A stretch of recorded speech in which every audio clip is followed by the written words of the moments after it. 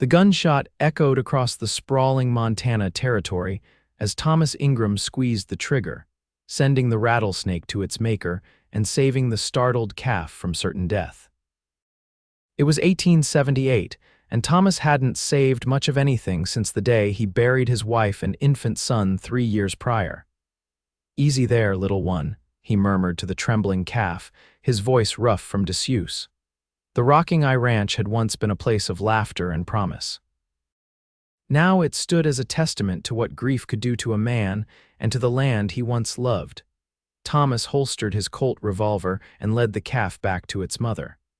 The spring sun beat down on his weather-beaten face, partially hidden beneath the shadow of his wide-brimmed hat.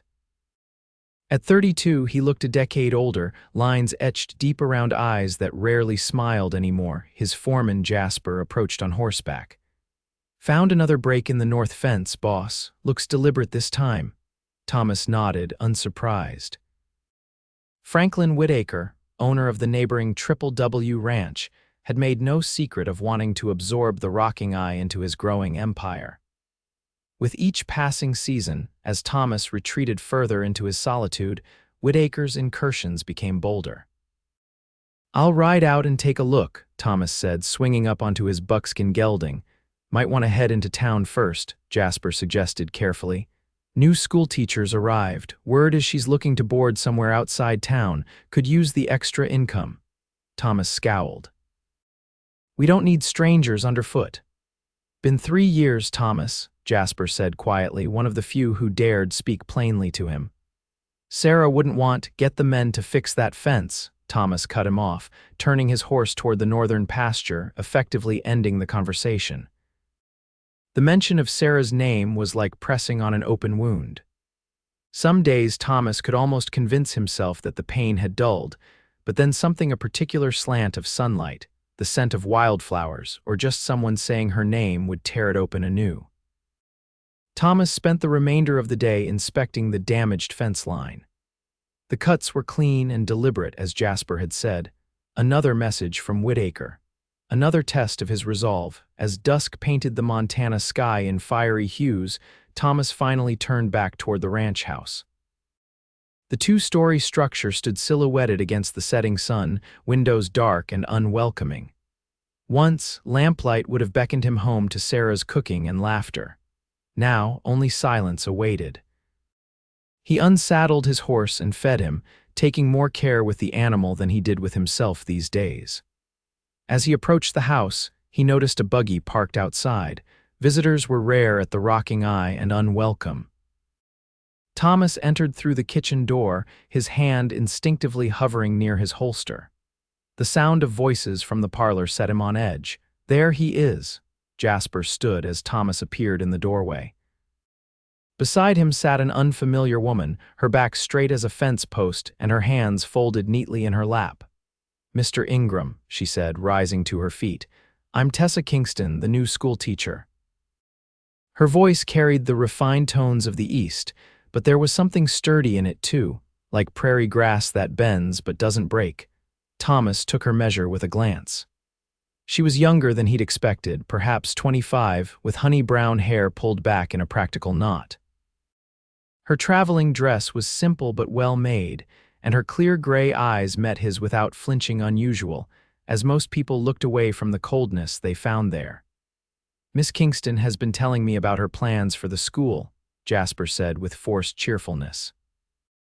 "And I mentioned we might have a room to let." "We don't," Thomas said flatly. If his rudeness affected her, Miss Kingston didn't show it. "I understand your reluctance, Mr. Ingram. Taking in a stranger is no small matter. However, I assure you I would be a quiet tenant. The schoolhouse has no suitable accommodation, and the boarding house in town is less than ideal for a woman alone." "That's not my concern." "Thomas," Jasper's voice held a warning note. Miss Kingston smiled slightly. "Perhaps I could cook in exchange for reduced rent." "I've been told my apple pie is quite remarkable." "The answer is no." Thomas turned to leave, then paused. "Jasper, see Miss Kingston safely back to town before it gets any darker." "Actually," her voice followed him, "I was hoping to discuss the possibility of your ranch children attending school." I understand there are several who we manage our own education here, Thomas said over his shoulder, not bothering to turn around. Good evening, Miss Kingston. In his bedroom, Thomas removed his gun belt and hung it on the bedpost, a habit he'd developed after Sarah's passing. The emptiness of the room seemed to mock him. He caught his reflection in the small mirror above the washstand, haggard, bearded, eyes hollow. He barely recognized himself. Sleep, when it came, was fitful and haunted by familiar dreams. Sarah's face, pale and still in death, their son, tiny and perfect, never having drawn breath, the sound of the coffin lid being nailed shut. He woke before dawn, as always, sweat-drenched and heartsick. The following days passed in the familiar rhythm of ranch work. Spring meant calving season, fence repairs, and preparations for the summer grazing. Thomas threw himself into the physical labor, working alongside his men from sunup to sundown, trying to exhaust himself enough to keep the memories at bay. It was nearly a week later when he rode into the small town of Whispering Pines for supplies. He avoided town when possible, disliking the pitying looks and whispered conversations that followed him. But certain necessities could only be obtained there. As he tied his horse outside the general store, laughter drifted from the schoolhouse across the street. Despite himself, Thomas glanced over. Children played in the yard while Miss Kingston stood on the steps, watching them with obvious delight. As if sensing his gaze, she looked up and their eyes met. She raised a hand in greeting. After a moment's hesitation, Thomas nodded curtly before disappearing into the store. Thomas Ingram, as I live and breathe. Old Mr. Henderson greeted him from behind the counter. Twice in 1 month must be some kind of record. Just need supplies, Henderson, Thomas replied, handing over his list. How are those ranch children of yours doing? Heard Miss Kingston asked about them attending school. Thomas frowned. News travels fast. Small town, Henderson shrugged, gathering items from shelves. She's making quite an impression. Got them Peterson boys sitting still and learning their letters, which is more than their ma ever managed. Thomas grunted non-committally. Sheriff asked after you too, Henderson continued. Says there's been more cattle rustling reported. Whitaker lost a dozen head last month. Couldn't happen to a nicer man, Thomas muttered. Henderson chuckled.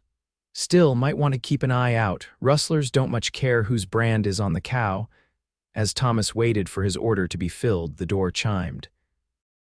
Miss Kingston entered, accompanied by a young girl of perhaps 10 years. Mr. Henderson, might we trouble you for some chalk? We've completely— She stopped short upon seeing Thomas. Mr. Ingram, good afternoon. He nodded stiffly. This is Lily Matthews, Miss Kingston said, placing a gentle hand on the girl's shoulder. One of my most promising students. The girl looked up at Thomas with undisguised curiosity.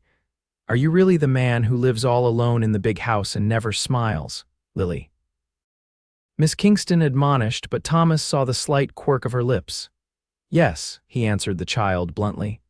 My pa says you used to be different before your family died, the girl continued, ignoring her teacher's attempts to shush her. He says you were the best horseman in the territory and could make anyone laugh. Something twisted in Thomas's chest. Your pa talks too much. Here's your chalk, Miss Kingston, Henderson intervened, sensing the tension. On the house for our dedicated teacher. That's very kind, thank you. She turned to Thomas with a polite nod. Mr. Ingram, I hope the week finds you well. As they turned to leave, the girl looked back at Thomas. Miss Kingston says everyone has a story worth knowing. I bet yours is interesting. The word stayed with Thomas long after he'd loaded his supplies and headed back to the ranch. The child's innocent observation had struck deeper than she could know. 2 days later, Thomas found himself staring at the ceiling, sleep eluding him as usual. A sudden pounding at the door jolted him fully awake. He grabbed his revolver and hurried downstairs, where Jasper was already lighting a lamp. Fire, came a shout from outside. The north pastures ablaze. The next hours passed in a blur of smoke, flames, and desperate effort. Thomas and his men fought the fire alongside neighboring ranchers who'd spotted the blaze and come to help. By dawn, they'd managed to contain it, but not before it had consumed a significant portion of grazing land and claimed 24 head of cattle. Exhausted and soot-covered, Thomas surveyed the damage as the sun rose. The fire had been deliberate, started in 3 separate locations designed to spread quickly with the wind. "Whitaker," he growled to Jasper, who stood beside him. "Maybe, no proof yet. Don't need proof." "This has his stink all over it." Sheriff Miller rode up, looking as tired as the rest of them. "Nasty business, Thomas. I'll investigate, but what? You'll do nothing, same as always." The bitterness in Thomas's voice was unmistakable.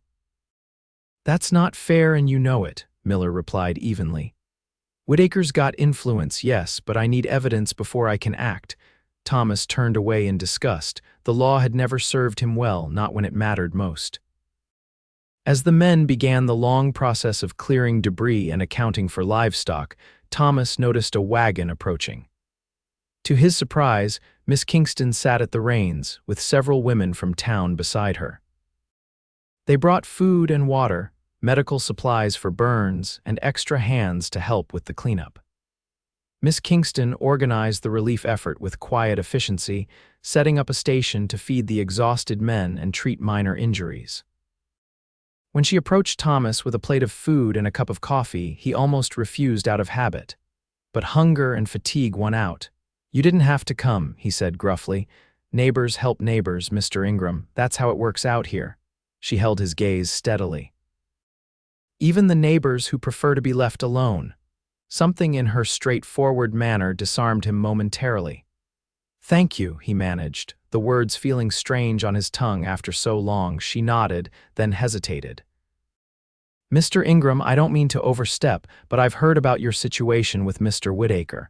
If this was indeed his doing, perhaps written documentation of the pattern of harassment would help build a case." "Been keeping records for 2 years," Thomas admitted. "Sheriff's seen them." "Doesn't change anything. Perhaps there are other avenues. The territorial judge will be making his circuit next month.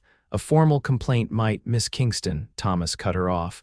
"I appreciate the food and help, but I don't need advice on my affairs." She didn't bristle at his tone as most would have. Instead, she studied him with those clear gray eyes that seemed to see more than he wanted to reveal. "Very well. The offer stands should you change your mind."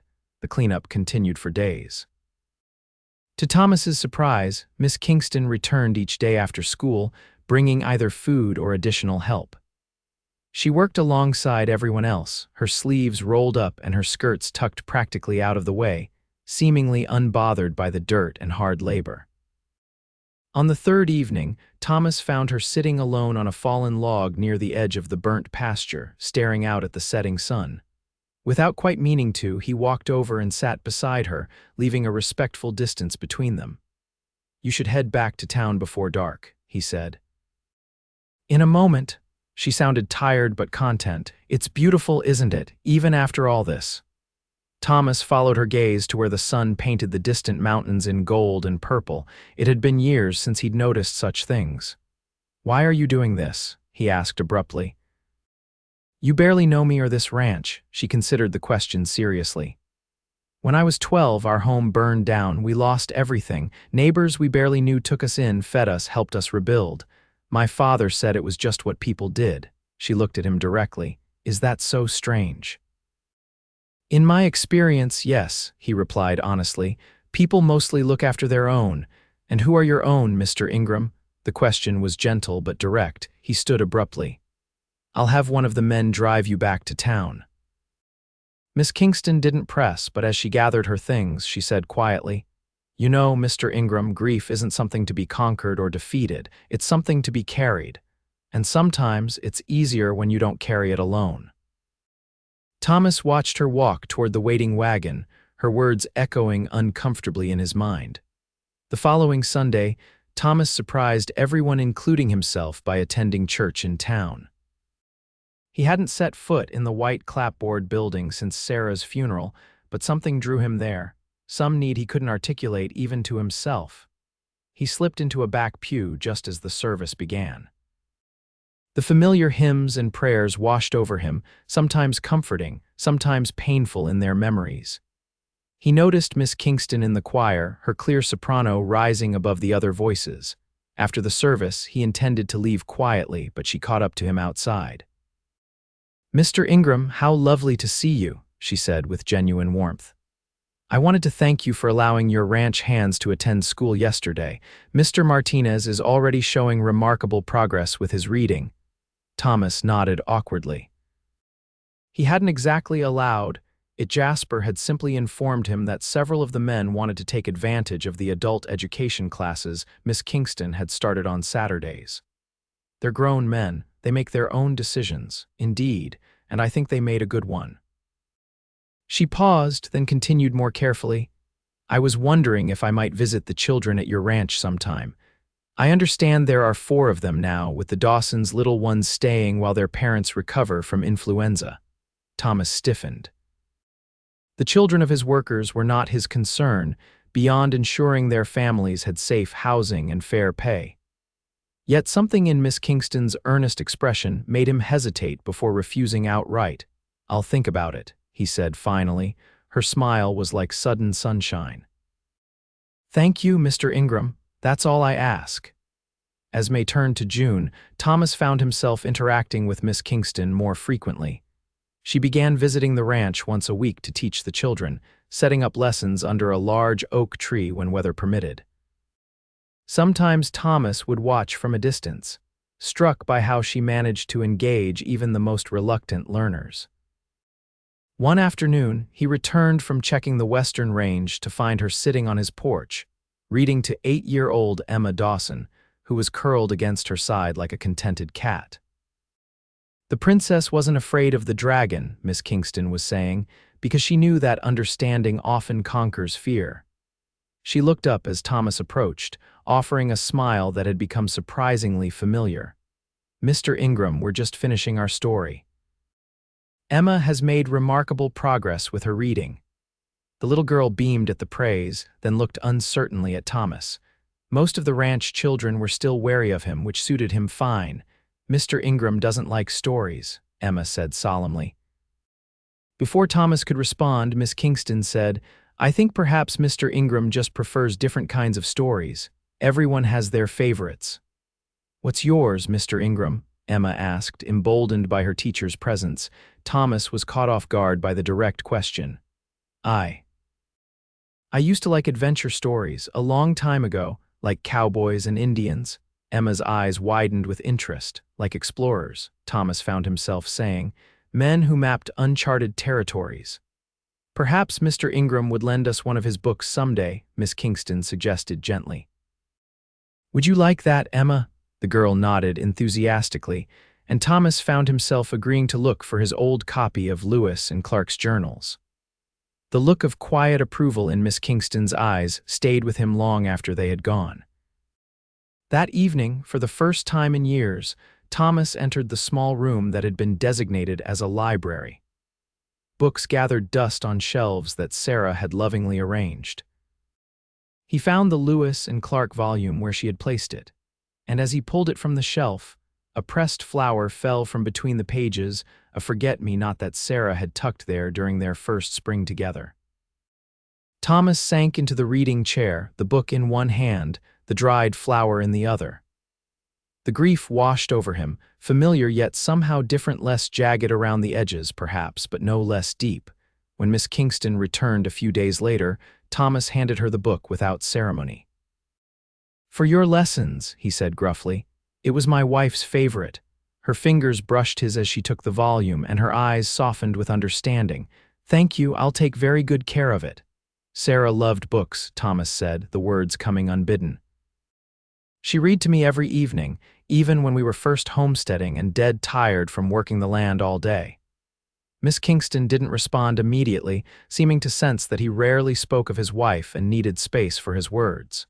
"She sounds like a remarkable woman," she said finally. "She was." Thomas looked toward the distant mountains. "She deserved better than dying out here in the middle of nowhere with no proper doctor for 50 miles. "Is that why you stay, to honor her memory?" The question struck too close to home. "I stay because this is my land," he said flatly, retreating behind the walls he'd built so carefully. "If you'll excuse me, Miss Kingston, I have work to attend to." She didn't push, but as June gave way to July, she continued her weekly visits to teach the children. Gradually, almost imperceptibly, Thomas found himself looking forward to those afternoons. Sometimes he would linger within earshot, listening to her patient explanations or the stories she read aloud. Once, he even found himself smiling at a particularly clever answer from young Toby Martinez. The 4th of July brought the annual town celebration, which Thomas had avoided for years. This time, however, Jasper convinced him to make an appearance. The men would appreciate it, the foreman argued, and Miss Kingston's students are putting on a special performance. The town square was decorated with bunting and flags, tables laden with food, and a makeshift stage set up for various entertainments. Thomas kept to himself initially, uncomfortable with the curious glances and whispered comments his presence generated. The children's performance, a series of patriotic readings and songs, was led by Miss Kingston, resplendent in a blue dress that brought out the silver in her gray eyes. Thomas found himself watching her more than the children, noting the way her face lit up with pride at each child's accomplishment. Afterward, as people mingled and helped themselves to the potluck feast, she approached him, cheeks flushed with excitement and the summer heat. "You came," she said, sounding pleased. "I hope you enjoyed the performance." "The children did well," he acknowledged. "You're a good teacher." Her smile deepened at the compliment. "Thank you, it means a great deal coming from you, from me. Why? Because you don't give praise lightly, Mr. Ingram. When you say something, you mean it."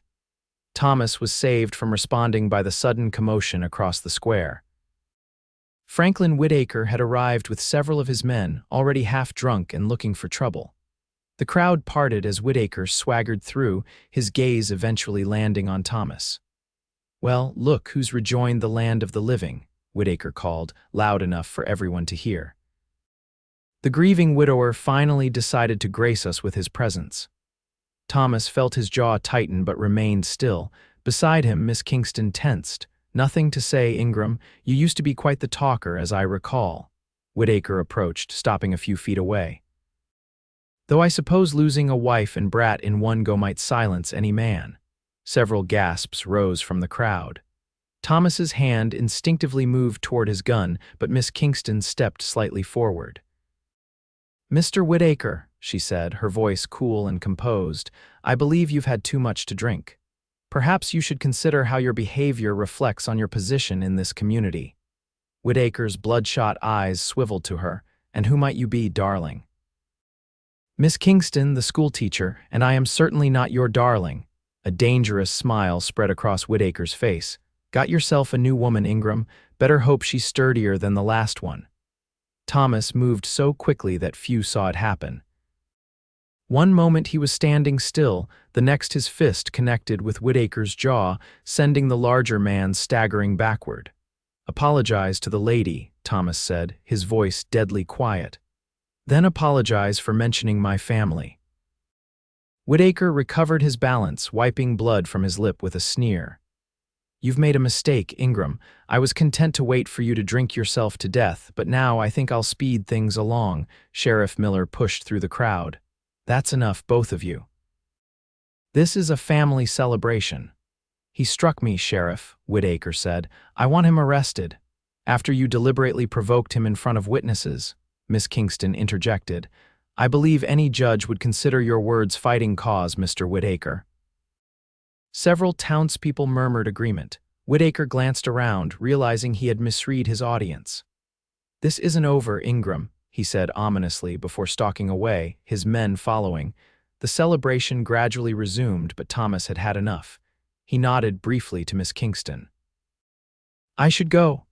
"Mr. Ingram Thomas," she said, stopping him with a hand on his arm. "What he said was unforgivable. I'm sorry." The use of his given name startled him, as did the genuine concern in her eyes. "It's not your concern, isn't it? After all these weeks, have I earned no right to care what happens to you?" The question hung between them, loaded with implications neither was ready to address. "Thank you for defending me," Thomas said finally, deflecting. "It wasn't necessary, but it was appreciated." Her hand fell away from his arm. "You're welcome. Will I see you on Tuesday for the children's lesson?" He nodded, unable to deny that he was looking forward to it. The confrontation with Whitaker had consequences, as Thomas had known it would. The very next day, riders from the Triple W accidentally drove a herd across Rocking Eye's southern pasture, trampling a section of newly planted alfalfa. 2 nights later, someone took potshots at the ranch house, breaking windows but fortunately injuring no one.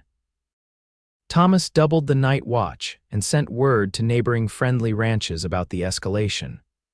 The territory was too vast and lawmen too few for official protection to mean much. Out here, ranchers relied on alliances and their own vigilance. Despite the tension, Tuesday arrived and with it Miss Kingston's scheduled visit. Thomas had considered sending word to cancel, concerned for her safety, but something stopped him. Perhaps it was the memory of her steady presence during the fire, or the way she had stood her ground against Whitaker without fear. She arrived precisely on time, as always, bringing with her several new books for the children and, to Thomas's surprise, a pie. "Apple," she explained as she handed it to Mrs. Ortega, the cook. "I remembered mentioning my pie-making abilities during our first meeting and thought I should prove my claim." Thomas found himself watching her throughout the afternoon's lessons, noticing small details he'd overlooked before. The graceful way she used her hands when explaining concepts, the patience in her voice even when repeating instructions, the genuine delight she took in each child's progress. When the lessons concluded and the children scattered to their chores, Thomas approached her as she gathered her materials. "Would you care to stay for dinner?" he asked, the invitation surprising them both. As thanks for the pie, she looked up, clearly caught off guard by the offer. "Yes, I'd like that very much." They ate on the veranda, watching the sunset paint the distant mountains. Thomas found himself talking more than he had in years, telling her about the early days of establishing the ranch, the challenges and triumphs. She listened attentively, asking thoughtful questions that revealed her growing understanding of ranch operations. "And you?" he asked eventually. "What brought you all the way to Montana Territory from?" He realized he didn't know where she was from. "Philadelphia," she supplied. "And a desire for adventure, I suppose. Teaching positions are limited for women who wish to be more than glorified babysitters. Out here, I have real responsibility. These children and adults need education desperately, and I can provide it. It's a hard life," Thomas warned. "Winters are brutal, comforts few." "I've noticed," she said with a small smile, "but there are compensations. The landscape alone is worth some hardship, and the people once you get past their initial wariness are remarkable." Her gaze held his, and Thomas felt something shift between them, a recognition that their relationship had moved beyond mere acquaintance. "I should return to town before dark," she said eventually. "I'll drive you," Thomas offered immediately. "It's not safe for you to travel alone, especially with Whitaker's men causing trouble." The buggy ride to town passed in comfortable conversation. Thomas found himself reluctant for it to end as they approached the small boarding house where she rented a room. "Thank you for dinner," she said as he helped her down from the buggy. "And for the company." "The pleasure was mine," he replied and meant it. "Good night, Miss Kingston." She hesitated, then said softly, "Tessa. My friends call me Tessa." "Good night, Tessa," Thomas amended, the name feeling right on his lips. "I'll see you next Tuesday." Her smile stayed with him all the way back to the ranch. The next few weeks established a new pattern. Tessa continued her Tuesday visits, but now she often stayed for dinner afterward. Sometimes they would walk around the ranch while she told him about her students' progress or her ideas for expanding the school curriculum. Other times, they simply sat on the veranda, talking or enjoying comfortable silences as the stars emerged above. Thomas found himself looking forward to these evenings with an eagerness that would have alarmed him months earlier. Slowly, almost imperceptibly, Tessa Kingston had become important to him. The realization was both exhilarating and terrifying. One evening in early August, as they sat watching a spectacular sunset, Thomas found himself speaking of Sarah. Not just the fact of her death, but her life, her dreams for the ranch, her love of books, her determination to create beauty even in the harsh wilderness. "She would have loved the school you've established," he said. "She always talked about teaching our children to read as soon as they could sit up straight." Tessa's eyes were soft with understanding. She sounds wonderful, Thomas. I wish I could have known her. She would have liked you, he said, surprising himself with the certainty of it. That means a great deal coming from you. Her hand rested briefly on his, a gentle touch that conveyed more than words could express. The moment was shattered by the pounding of hooves. Jasper rode up, his horse lathered with sweat. Thomas, Whitaker's men are driving off our cattle in the north pasture, at least a dozen armed riders. Thomas was on his feet instantly, all thoughts of the peaceful evening forgotten. Get the men, we ride in 5 minutes. Thomas, wait, Tessa said, concern etched on her face. This sounds like a deliberate provocation.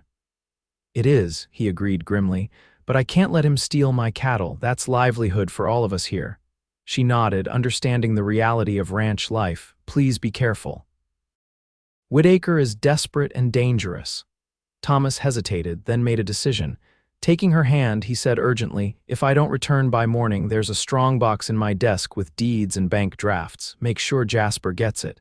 Don't talk like that, she protested. You'll be fine.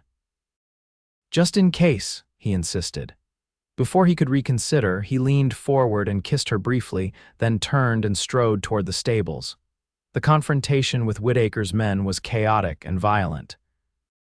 Shots were exchanged, though Thomas ordered his men to fire above the rustlers' heads when possible. By the time the sheriff and a hastily assembled posse arrived, 2 of Whitaker's men were wounded, and the cattle had scattered across the range. This ends tonight, Whitaker, Thomas shouted across the darkened pasture. The sheriff has witnesses now. Your rustling days are over. Whitaker, cornered and desperate, raised his rifle. You've been a thorn in my side long enough, Ingram. The shot that rang out didn't come from Whitaker's gun, but from one of his own men aiming not at Thomas but at his boss. Whitaker crumpled to the ground and confusion erupted. He ordered us to burn out the Ingram place tonight, the shooter confessed as the sheriff took him into custody. Said he'd pay extra if we made sure no one got out alive.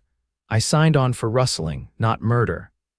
Dawn was breaking as Thomas finally returned to the ranch, exhausted but relieved that none of his men had been seriously injured.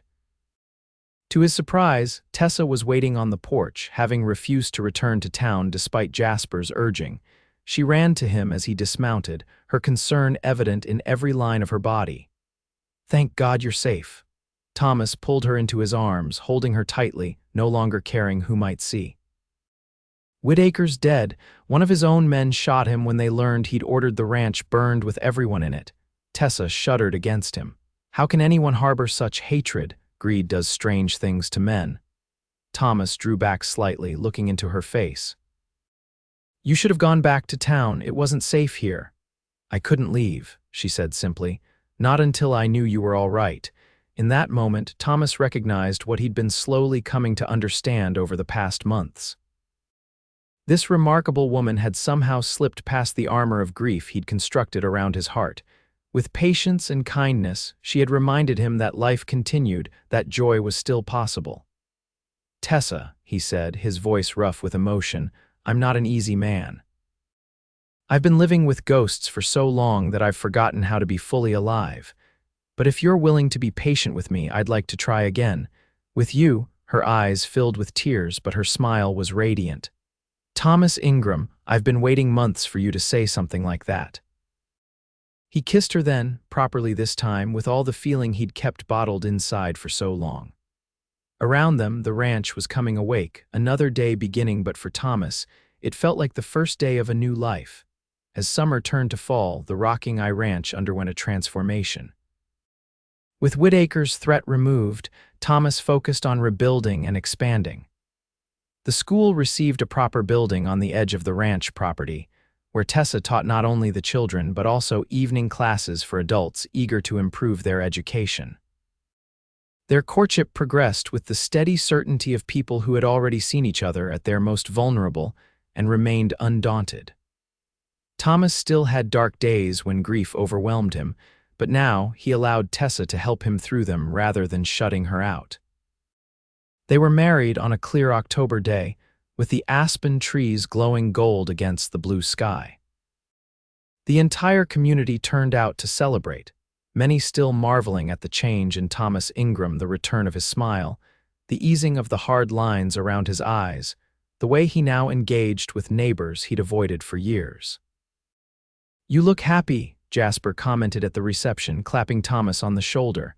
"I am," Thomas realized, watching Tessa laugh with a group of her students. "I never thought I would be again." "Sarah would approve," Jasper said quietly. "She always said life was for the living." Thomas nodded, grateful for the memory without the usual accompanying pain. Yes, she did. Later, as he and Tessa danced under the stars, he held her close and whispered, "Thank you for not giving up on me." She smiled up at him, love shining in her eyes. "Thank you for letting me in." The grief hadn't disappeared. Thomas knew it never would completely. Sarah and their son would always be part of him, cherished memories rather than open wounds. But Tessa had shown him that his heart was large enough to hold both past and present grief and joy, memory and hope. As winter settled over the Montana territory, the Rocking Eye Ranch glowed with warmth and light. In the ranch house that had stood dark and silent for too long, laughter echoed once again. And Thomas Ingram, who had worn his grief like armor for so many years, finally laid down that heavy burden and embraced the future that awaited.